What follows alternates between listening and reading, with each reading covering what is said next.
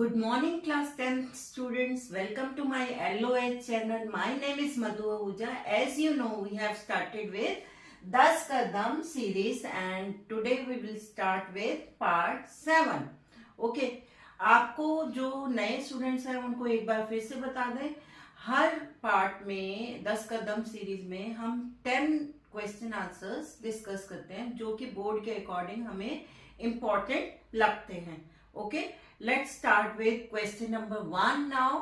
देखो बेटा, question number 1, metal oxide X and Y, दो मेटल ऑक्साइड्स हैं X and Y, react with both acid as well base to produce salt and water. आपको पता है कि एसिड और बेस मिलके क्या बनाते हैं? Acid and base form salt and water. This is a neutralization reaction. तो यहां पे ये कहा जा रहा है कि दो मेटल X एंड Y वो क्या है, एसिड की तरह भी बिहेव करते हैं, यानी वो एसिड से भी रिएक्शन करते हैं. एसिड से रिएक्शन करेंगे तो वो बेस होगा, और बेस से भी रिएक्शन करते हैं यानी वो एसिड होगा. और you can say which will behave like acid and base both. Okay, तो यहाँ पे उन मेटल्स के नाम, मेटल ऑक्साइड का नाम है X. One is aluminium oxide and another is zinc oxide. और इस तरह के ऑक्साइड्स को बोलते हैं एम्फोटेरिक ऑक्साइड्स. मैंने आपको यहाँ पे पेज नंबर दिखाया हुआ है एनसीईआरटी का, जहाँ पे equation is also written. Aluminium oxide की दिखाई गई है, reaction with acid also and with base also, and it is quite important. Please go through it. Okay, now question number 2, sodium and potassium are kept immersed in kerosene oil. Why? आपको पता है potassium and sodium जो है, इनको potassium sodium metals को कभी भी ऐसे खुला नहीं रखते हैं, उनको हमेशा केरोसिन ऑयल में डिप करके रखते हैं. ऐसा क्यों होता है? बिकॉज बेटा जी, these are highly reactive.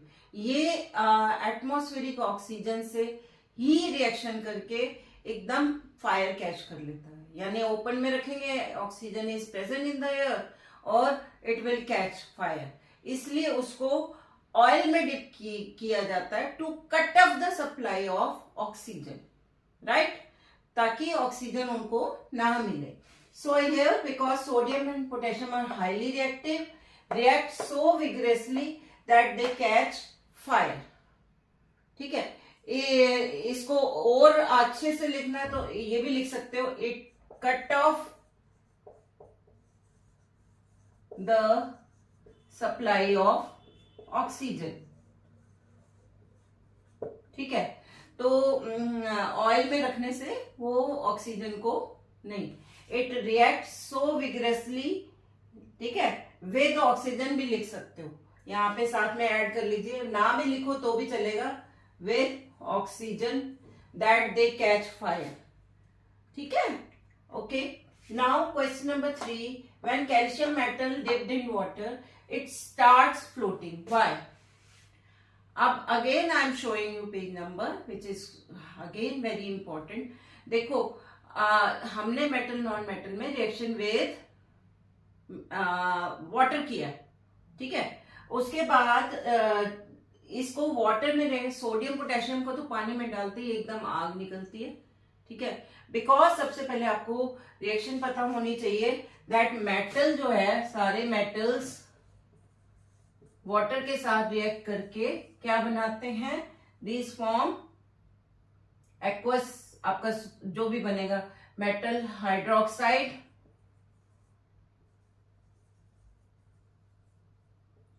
Plus hydrogen gas. ठीक है, अब ये जनरल इक्वेशन है, आई एम राइटिंग हियर. ठीक है, और आपको ये पता होना चाहिए हाइड्रोजन गैस बहुत ज्यादा जब हो जाए तो वो फायर कैच कर लेता है. ठीक है, तो यहाँ पे सोडियम पोटेशियम तो इतने ज्यादा रिएक्टिविटी सीरीज में देखिए ऊपर है. ठीक है, तो I am showing here reactivity series also, you can see. ठीक है, तो सोडियम पोटेशियम तो इतने ज्यादा रिएक्टिव है कि जैसे ही पानी में डालेंगे एकदम इतनी ज्यादा हाइड्रोजन निकलेगी कि फायर ही हो जाएगी, कैचेस फायर. ठीक है, and in case of calcium, calcium आप देखें इनसे नीचे आता है, तो कैल्शियम के केस में हाइड्रोजन काफी अमाउंट में निकलता है बट फायर नहीं कैच करता, ठीक है। बट होता क्या है कि कैल्शियम को अपने बबल्स के साथ स्टिक करके ऊपर को ले आता है, इतनी ज्यादा हाइड्रोजन निकलती है कि कैल्शियम जो है क्या होता है, इसके bubbles stick to the calcium और उसको फ्लोट करा। तो बेटा यहां देखते हैं, bubbles of hydrogen gas evolve stick to the surface of the metal. मैंने थोड़ा सा मतलब शॉर्ट में आंसर लिख दिया यहाँ पे, and I have written equation, और यहाँ पे जनरल इक्वेशन भी लिख दिया, बट आपको समझा पूरा। अब बेटा क्वेश्चन नंबर 4 देखते हैं। As we know metal plus dilute acid form metal salt plus hydrogen gas. फिर रिएक्शन विद एसिड देखोगे तो उसमें आप देखोगे कि जनरल इक्वेशन ये है कि मेटल जब एसिड से रिएक्ट करता है तो मेटल सॉल्ट, एंड अगेन यहाँ पे भी हाइड्रोजन गैस निकल रही है। Now your question is that hydrogen gas is not evolved when metal reacts with dilute HNO3। मतलब बाकी एसिड डालेंगे तो हाइड्रोजन गैस निकलेगी, बट HNO3 वो भी डाइल्यूट कंडीशन में तब क्यों नहीं निकलेगी?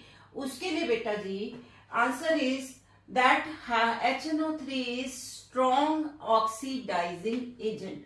हमने ऑक्सीडेशन रिडक्शन किया, उसमें आपको बताया था ऑक्सीडाइजिंग एजेंट कौन है, जो ऑक्सीडेशन में हेल्प करता है।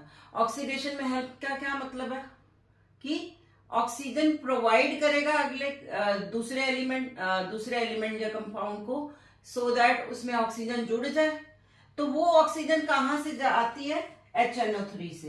तो यहां पे क्या होता है कि जब वो H2 एक्चुअल में जब रिएक्शन होती है तो H2 बनना चाहिए, पर ऑक्सीडेशन हो जाती है और HNO3 उसको ऑक्सीजन दे देता है, तो H2 की जगह वाटर बन जाता है, H2O बन जाता है, ठीक है। तो यहाँ पे यही लिखा हुआ है, because HNO3 is a strong oxidising agent, it oxidises the hydrogen, जो हाइड्रोजन निकलनी थी उसको ऑक्सीडाइज करके produce water, and itself gets reduce to any of the nitrogen oxide. और साथ में एक नाइट्रोजन HNO3 है ना, तो साथ में नाइट्रोजन ऑक्साइड भी बनता है, वो N2O हो सकता है, NO हो सकता है, या NO2 हो सकता है, ठीक है। बट एक और फिर some exceptions are there, magnesium and manganese के साथ ये बहुत डाइल्यूट HNO3 के साथ हाइड्रोजन इवॉल्व कर देता है। These are the exceptions, two metals के साथ, but magnesium and manganese react with very dilute HNO3 to evolve hydrogen gas. Okay, this is also quite important question. Okay, अब बेटा हम क्वेश्चन नंबर 5 पे आते हैं। Name the most malleable metal. आप already इसमें कर चुके हो। मेलेबल क्या होते हैं?